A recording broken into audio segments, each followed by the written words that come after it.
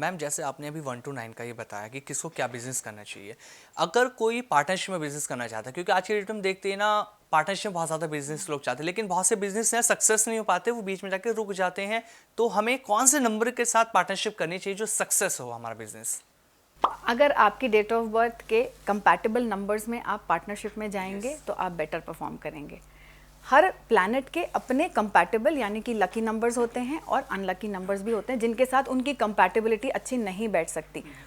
तो अगर कोई ऐसा है जो अपने कंपैटिबल डेट ऑफ बर्थ में पार्टनरशिप में जाएगा, चाहे वो लाइफ पार्टनर हो चाहे बिजनेस के पार्टनर हो, वो बेटर करेंगे। जैसे कि 1 और 8 नहीं बनती, तो 1 and 8 should not get into marriage और 1 and 8 should also not get into any kind of business partnerships। वैसे ही 3 और 6 भी एक साथ नहीं बैठते। 3 और 6 के केस में बहुत ज़्यादा इश्यूज क्रिएट होते हैं। मैं अगर ख़ुद की ही बात करूं तो बहुत सारे ऐसे लोग हैं मेरे जैसे जिनको 3 नंबर से बड़ा डर लगता है।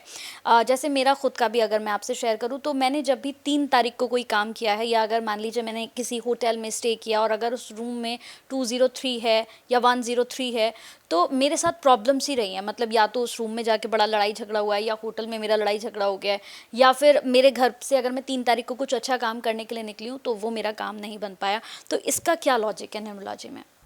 फर्स्ट, न्यूमरोलॉजी में हम लोग टोटल को ज़्यादा इंपॉर्टेंस देते हैं। तो अगर आप 203 या 103 की बात करेंगे तो 103 इज़ 4, ठीक है। अब अगर हम लोग 3 की बात करते हैं तो 3 आपकी डेट ऑफ बर्थ के साथ सिंक में नहीं है, इसीलिए आपका एक्सपीरियंस 3 के साथ अच्छा नहीं हो सकता। मैम जैसा आपके बारे में हम जानते हैं कि आप डेट ऑफ बर्थ देखकर लोगों की लाइफ के बारे में उन्हें बता देते हैं, क्योंकि ये भी एक बहुत बड़ा रहस्य होता है किसी की डेट ऑफ बर्थ पूछना और उसकी लाइफ के बारे में सब कुछ बता देना। कैसे पॉसिबल होता है, थोड़ा सा बताइए। जैसे आप अपनी डेट ऑफ बर्थ मुझे बताएं, मैं आपको छोटी छोटी टिप्स बताऊंगी जो आप फॉलो करेंगे and I can guarantee that आप अपने लाइफ में बेटर रिजल्ट्स देखेंगे ही। मेरा डेट ऑफ बर्थ है 22 अक्टूबर 1994। 22 अक्टूबर 1994 में आपको छोटी सी कैलकुलेशन समझाती हूँ। 22 आपका मूलांक हो गया, 22 मतलब 2 + 2 4, आपका 4 मूलांक बन गया, ठीक है। एंड अगर आपकी डेट ऑफ बर्थ को टोटल करते हैं जिसको हम लोग भाग्यांक बोलते हैं तो वो 1 हो गया।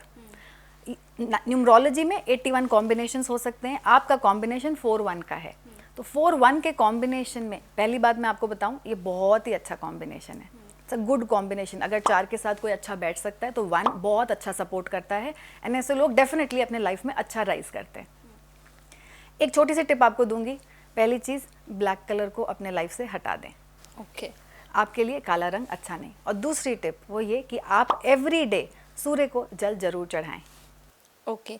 तो जैसे लाइफ में अगर जैसे कुछ प्रॉब्लम्स रहती हैं, जैसे मेरे को स्ट्रेस लेने की बहुत, एक कहती हूँ कि बहुत ही बड़ी बीमारी है मेरे साथ, कि मैं छोटी छोटी चीज़ों को लेकर बहुत ज़्यादा परेशान हो जाती हूँ। किसी ने कुछ कह दिया तो मेरे को पूरे दिन वही दिमाग में चलता रहता है कि ऐसा क्यों हुआ। तो ये सब क्यों होता है फिर? अगर मेरे लिए आपने कहा कि 41 मेरा नंबर है और इससे मेरी लाइफ में सब कुछ 4-1 का कॉम्बिनेशन। हाँ जी, तो 4-1 का कॉम्बिनेशन है, 4 राहु का नंबर है और 1 सूर्य का नंबर है। ये दोनों ही बहुत ही हेडस्ट्रॉन्ग प्लैनेट्स हैं, और जब भी दो कोई हेडस्ट्रॉन्ग प्लैनेट्स एक साथ आएंगे, ये इन दोनों की सबसे अच्छी क्वालिटी क्या है? दोनों अच्छे लीडर्स हैं एंड थोड़े से ईगोइस्टिक भी होते हैं।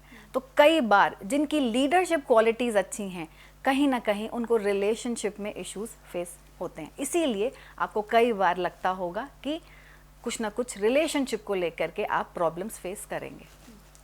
मैम न्यूमरोलॉजी में ना नेम के स्पेलिंग का भी चेंज करने का बहुत ज़्यादा ट्रेंड हम देख रहे हैं। बहुत सारे सेलिब्रिटी ऐसे हैं, जैसे ऋतिक रोशन के हम देखते हैं तो उन्होंने नाम के आगे एच लगा रखा है, आयुष्मान खुराना है, और भी बहुत सारे ऐसे सेलिब्रिटी, राजकुमार राव के मैं बात करूं, सब ने अपने नेम की स्पेलिंग चेंज करी। और जब हमने देखा इनके नेम की स्पेलिंग चेंज हुई तो इनकी लाइफ का जो स्ट्रगल था वो खत्म हुआ, सक्सेस मिलना इन लोगों को शुरू हो गया। तो कितना रोल है नेम की स्पेलिंग चेंज करना न्यूमरोलॉजी में, ये आप बताइए।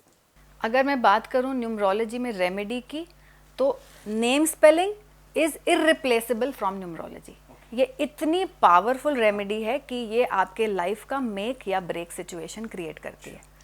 अगर नाम आपकी डेट ऑफ बर्थ के साथ सिंक में है या फिर आपकी डेट ऑफ बर्थ को अपलिफ्ट कर रहा है, आपके लाइफ की स्ट्रगल्स 50% कम हो जाती हैं ऑटोमेटिकली। एंड अगर आपका नाम आपकी डेट ऑफ बर्थ के हिसाब से उल्टे प्लैनेट्स पे बैठा है, यू विल सी कि आप मेहनत कर रहे हैं लेकिन रिजल्ट्स नहीं देखने को मिलते। तो नेम स्पेलिंग एक one of the most important parameter है न्यूमरोलॉजी का, एंड ये रेमेडी करनी ही है। जो लोग भी न्यूमरोलॉजी अपने लाइफ में एज अ साइंस अडेप्ट करेंगे, उनके लिए आई विल एडवाइस कि नेम स्पेलिंग का करेक्शन होना इज़ इम्पॉर्टेंट। कैसे पता लगता है न्यूमरोलॉजी के चार्ट से कि नेम की स्पेलिंग हमें चेंज करनी चाहिए? जैसे देखिए, हर नंबर को हम लोग एक प्लैनेट दे रहे हैं, ठीक है, एक सूर्य है, 2 चंद्रमा है, इस तरीके से हर नंबर को एक प्लैनेट के साथ एसोसिएट किया गया। उसी तरीके से हर alphabet is also a number and again every number is a planet. तो जब आप अपने अल्फ़ाबेट के सारे नंबर्स को ऐड करेंगे तो वो कोई एक नंबर के ऊपर जाएगा।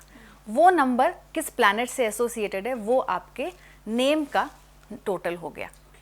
तो इट इज़ इम्पॉर्टेंट कि आपकी डेट ऑफ बर्थ के जो प्लैनेट्स हैं वो आपके नेम के प्लैनेट के साथ कंपैटिबल हों या फिर उसको अपलिफ्ट करते हुए हों।